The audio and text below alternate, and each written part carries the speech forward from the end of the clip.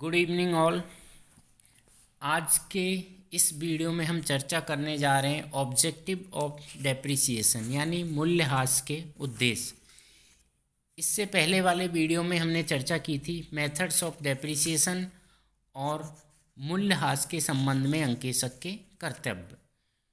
तो पुनः आज फिर इस वीडियो में हम चर्चा करने जा रहे हैं मूल्यह्रास का उद्देश्य।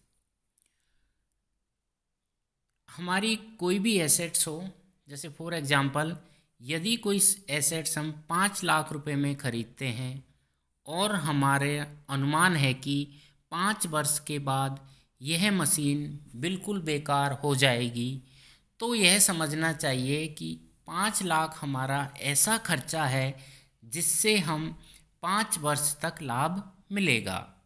अब इस खर्चे को 5 वर्षों के लाभ हानि विवरण से राइट ऑफ करना चाहिए। तो इस राइट ऑफ करने के कई तरीके हैं जिसका हम अगले वीडियो में उस पर चर्चा करेंगे। तो इस खर्चे का जो अपलिखित किया जाना ही मूल्यह्रास का प्रबंध कहलाता है।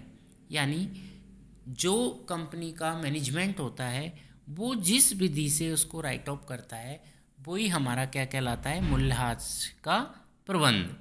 अब प्रबंध के उद्देश्य कौन कौन से होते हैं, यानी मूल्यह्रास के उद्देश्य कौन कौन से होते हैं, आज हम इस वीडियो में चर्चा करने जा रहे हैं। तो सबसे पहले आता है अपना लागत मूल्य का सही अनुमान लगाना। यानी एसेट्स पर होने वाले डेप्रिसिएशन भी उत्पादन पर होने वाले अन्य खर्चों के समान ही एक खर्च है। यदि हम इस खर्च को लागत का एक अंग नहीं माना जाता है तो लागत मूल्य सही नहीं निकलेगा। ठीक है, तो हमें क्या करना होगा, लागत मूल्य का सही अनुमान लगाना। द्वितीय बिंदु आता है आपका लाभ हानि विवरण द्वारा सही लाभ प्रकट करना। मतलब यदि एसेट्स पर होने वाले डेप्रिसिएशन का कोई प्रबंध नहीं किया गया तो संस्था का लाभ हानि विवरण वास्तविक से अधिक लाभ बताएगा। और जो लाभ हानि विवरण, अगर लाभ हानि विवरण सही लाभ अथवा हानि को तभी प्रकट कर सकता है जब व्यवसाय में लगी फिक्स्ड एसेट्स का डेप्रिसिएशन भी लाभ हानि विवरण से राइट ऑफ कर दिया जाए। तृतीय पॉइंट है अपना चिट्ठे द्वारा सही स्थिति को प्रकट करना।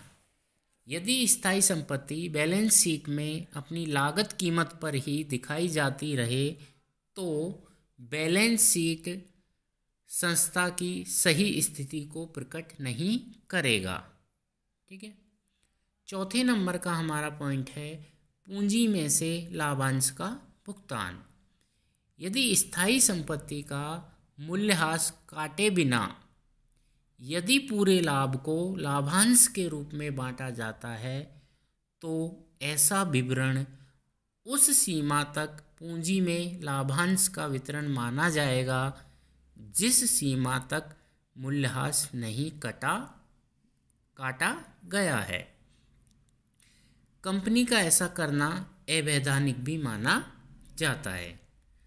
और लास्ट बिंदु आता है हमारा संपत्ति का पुनः स्थापन किया जाना।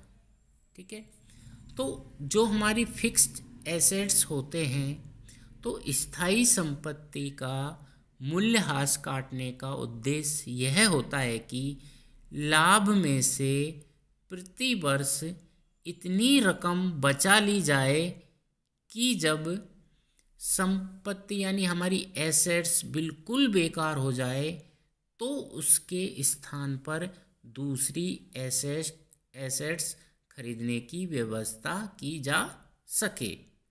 ठीक है, कहने का मतलब कि प्रॉफिट का प्रति वर्ष हमें इतना अमाउंट सेफ रखना चाहिए कि जब हमारी कोई मशीन बेकार हो जाए तो उसके स्थान पर हम नई मशीन को खरीद सके।